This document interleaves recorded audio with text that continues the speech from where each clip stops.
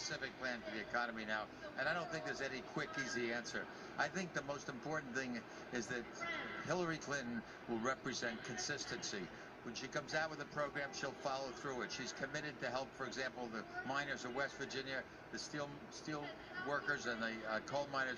I will bet my bottom dollar that she will be on top of that, and it will be a high priority.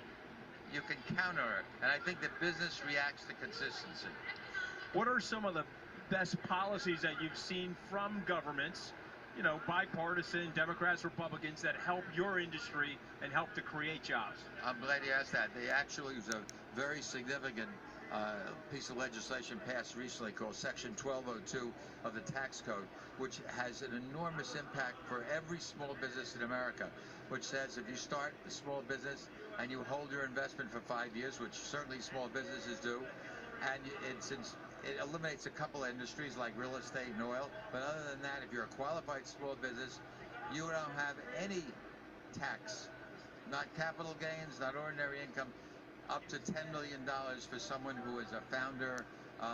As you're an investor, you're able to get 10 times your investment, also on a tax-free basis. That has enormous incentive to capital formation of young companies, and unfortunately, not enough young companies are aware of it, because that applies to plumbers, high-tech companies, any area you can think of. So it's and I know that President Clinton, Hillary Clinton, is very much aware of the possibilities of really getting that message across to the small business across the country.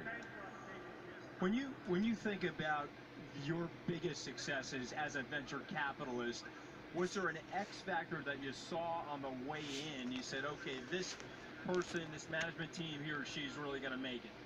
Well, we're always looking for one thing. That's venture capitalists don't go into every industry, but what we look for is businesses that have a good set of economics. In other words, there's a margin to build a business with, and it's not capital intensive and you have to keep funding it. And also it has exponential growth possibility. In other words, we don't want something that's going to go from 1 to 2. We're looking for things that have true upside. I mean, I was an investor in a company called Audible, and you know, we started out bought by Amazon, but we started out and it was a new concept, but we knew that if it worked, it could be unlimited, and Amazon, of course, is now taking it to a level with the same CEO, by the way, but you had to recognize that kind of potential. You've been around the government a long period of time and in business. It's January 20th, 2017. What kind of bipartisan things would you like to see happen?